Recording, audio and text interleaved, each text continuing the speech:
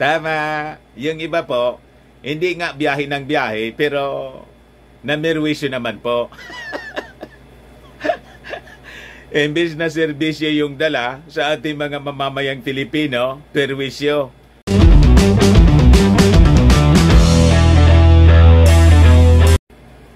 Sabi mga kababayan ni Presidential Chief Legal Counsel Johnny Ponce Enrile, ito anya na mga foreign trips ng ating Pangulong Bongbong Marcos, out of his control anya. Bakit anya, Mr. Maravillas? Wala sa control ba talaga ng ating Pangulong Bongbong Marcos? Yung mga invitation sa kanya? Yung mga invitation po sa kanya, wala man talaga yon sa control ng ating Pangulo kung sino yung gusto mag-imbita, di ba? Pero yung pagpunta ng ating Pangulong Bongbong Marcos, pwede naman niyang i-control yon. Pwede niya niyang i-deny. Pwede niyang sabihin hindi mo na. Kaya lang lahat man na imbitasyon po, importante kasi, di ba? Pag ika-in-invite ng isang foreign leader, ang ibig sabihin niyan, interesado sila sa atin. Di ba? Ganon ang ibig sabihin nun. Kaysa naman, leader ka ng isang bansa, walang gusto mag-imbita. Lalo pa mga kababayan na yung ating mga mamamayang Filipino ay naka-spread all throughout the world. So, importante po ang magandang pakikipagrelasyon ng ating bansa, lalo na doon sa mga host country ng mga Filipino overseas workers po. Tama? But before kong ibigay sa inyo, mga kababayan, yung kwentong ito, click subscribe muna dito sa ating YouTube channel and hit the notification bell para lagi kayong updated po sa mga kaganapan dito sa ating bansa. Huwag na rin po ninyo na skip yung ating mga commercial ads para tuloy-tuloy ang pag-unlad ng ating bagong Pilipinas. So, pinaliwanag ito mga kababayan ni Enrile kasi ang daming tumutuligsa na biyahe daw ng biyahe yung ating Pangulong Bongbong Marcos sa ibang bansa. At halos umabot na ng 500 million yung winaldas. Yan ang laging yan ang laging sinasabi ng mga anti-Marcos. Winaldas na buwis ng Palasyo Malacanang sa kakabiyahe ng ating Pangulong Bongbong Marcos. Kaya ito po yung paliwanag ni Enrile.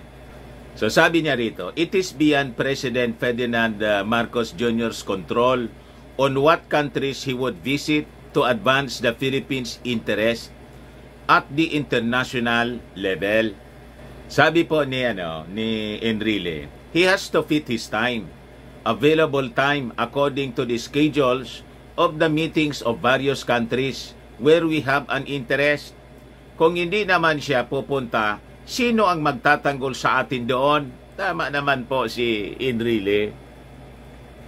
Lalo pa mga kababayan na yung ating mga OFWs all throughout the globe, kahit sang bansa siguro, may mga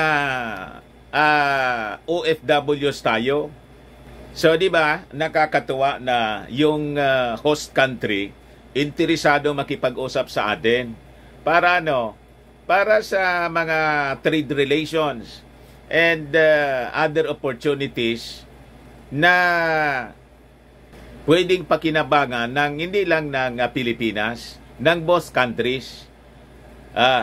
So, dapat tayong matuwa na napakaraming bansa ang interesado sa ating bayan. Hindi para kamkamin. Yung ibang leader po, mga kababayan, hindi nga nagta-travel pero binibinta naman yung ating reclamation. Yung Manila Bay, ayun. Pati yung territory natin, sell out na pala. Pero dalawa na po na na dating pangulo ng ating bansa ang nag-deny. Although si Erap, hindi siya yung nagsabi, yung mga anak niya na walang prinamis po sa China, wala, hindi sila nahahatakin po, aalisin yung BRP Sierra Madre. Sino niya yung isa pang presidente? Si the little girl po, nag-deny na rin. What? Di ba? Yung mga former president po, si Panot hindi naman po makapagsalita yun kasi kinuha na ni Lord. Yung hindi pa nagsasalita po, si Maudigs. Hindi pa nagsasabi kung may prinamis din ba siya? May prinamis ba siya o wala? Hindi pa nagsasalita. So, going back dito mga kababayan sa kwento, Enrile issued a statement after the Commission on Audit in its 2022 audit report on the Office of the President found that it spent 403 million 87,594 pesos for local and foreign trips. So close to 500 million mga kababayan. Paliwanag po ni Enrile, Marcos anya is not in the position to decline the invitation for him to visit a foreign country. He also explained that those trips anya were vital in elevating the Philippines' ties with nations it considers as allies and partners. Tama naman po si Johnny Ponce Enrile. So sabi niya, anong gusto nilang gawin ng presidente? Uupo sa Malacanang, hindi pupunta sa mga ibang bansa na hihingi ng tulong, o kaya makikipag-usap ukol sa mga problema, lalo na sa seguridad ng bansa? Yan ang tanong mga kababayan ni Enrile. Kaya sabi niya, kailangang magbiyahe ang presidente araw-araw kung kinakailangan. Kung yung mga iba dyan, oo nga, nandito. Pero iba naman ang agenda nila. Yung biyahe ng presidente para sa bayan, yun sabi ng Chief Presidential Legal Counsel po. Tama. Yung iba po, hindi nga biyahe ng biyahe, pero namerwisyo naman po. Imbis na serbisyo yung dala sa ating mga mamamayang Pilipino, perwisyo. You see?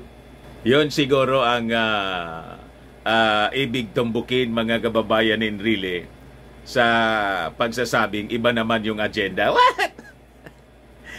Di ba? Sabi ni Enrile, had Marcos failed to accept the invitation to visit the host country, he would have been labeled lazy, clueless, and weak. Yan mga kababayan ang pwedeng itawag sa ating Pangulo. Tamad naman anya na humanap ng opportunities. Di ba? Kahit nga po tayo na mga Filipino, kulang kasi yung opportunities dito sa ating bansa kasi napabayaan ng mga previous administrations. More than 30 years na sinalaula. So kailangan na mag-make up yung ating Pangulong Bongbong Marcos, mag-double time sa kanyang trabaho. Kaya he is looking for opportunities sa iba-ibang bansa, just like our OFWs. Wala silang makitang masyadong opportunity na makapag trabaho dito. Kaya pumuntang Amerika, pumuntang Europe, pumuntang kung saan-saan sa Middle East to look for opportunities. Nang sila'y makaipon, bumalik din dito sa ating bansa para for good, magnegosyo, or mamuhay ng tahimik, retirement dito sa ating bansa. Kasi nga po, sabi nga, iba pa rin yung nandyan ka sa iyong sariling bansa. There's no place like home, sabi nga. So according to COA report, the Office of the President's foreign travel expenses amounted to 392 million plus in 2022. higher than the 25 million pesos lang incurred in 2021. Local travel expenses decreased to 10 million plus in 2022 from 11 million plus in 2021. So, paliwanag ni Communication Secretary Cheloy Garafil na yung Office of the President's total travel expenses anya increased to 403 million pesos in 2022 from 36 million pesos plus in 2021 because the government anya aims to revitalize the Philippine economy through domestic and foreign engagements. Saka yung last year po, lockdown dito, lockdown doon. Yung previous administration, di ba? Saka bawal naman yung mga travel ng travel noon because of the pandemonyo. At yun ang rason kung bakit bumagsak yung ekonomiya, hindi lang ng ating bansa, kundi ng mundo. Bawal man travel, di siyempre, mga kababayan, yung expenses mababa. Pero ngayon na nagbukas na tayo, so kailangan tayo na gumawa, magtrabaho para po makarecover tayo ng mabilis. Yun ang ginagawa ng ating Pangulong Bongbong Marcos. So under the 2024 National Expenditure Program transmitted to Congress on August 2, 2023, the Office of the President is requesting an allocation of 1.4 billion pesos for local and foreign missions and state visits po. So this is higher than the 893.9 million pesos under the 2023 National Expenditure Program na inapprove po ng Congress and included in the 2023 General Appropriations Act. So sabi rito sa balita, Marcos has so far visited 11 countries since he assumed the presidency in June 2022. This include Indonesia, Singapore, Thailand, United States, Cambodia, Belgium, China, Switzerland, Japan, the United Kingdom, and Malaysia. Lahat ng bansang ito, mga kababayan, may mga OFWs dyan. So may interes yung ating Pangulong Bongbong Marcos na kailangan talaga mapuntahan, hindi lang para makita yung mga OFWs, kundi para engage yung mga bansa na ma-invite po yung mga negosyante na makapagnegosyo dito sa ating bayan para umunlad yung ating economy. Yun po ang purpose niyan. Hindi yung basta mamasya lang. Yan ang gustong palabasin kasi ng mga critics na nagwawaldas lang po yung ating gobyerno. Yun kasi yung gawain ninyo. Yung gawain ninyo noon, ibinibigay ninyo sa sa ating Pangulong Bongbong Marcos. Hindi man yon ang rason. Walang ganong ugali po yung mga Marcos. Kaya nila na gumastos kahit wala sa gobyerno. Kaya nilang mag-ikot sa buong mundo. Di ba? May pera naman sila. Ayun man lang po, mga kababayan. Baka lang gusto ninyo itong itry. Firmax Firming and Lifting Cream, pinapahid po sa mga pulses and affected area. Mainam po sa paninigas ng mga kaso-kasoan. Ito naman po, Automax Radiant Serum. Sa mukha naman yung application. Anti-aging po siya. You will look 10 years younger than your age. Sa mga cancer patients naman po, baka lang gusto ninyo itong itry. Neng siya red mixed fruit drink. Hindi man po siya gamot, food supplement siya. Kaya lang, gawa siya mga kababayan sa goji berry.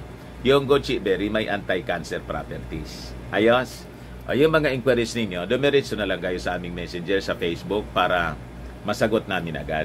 Ako po si Dante Maravillas. Bye-bye. God bless.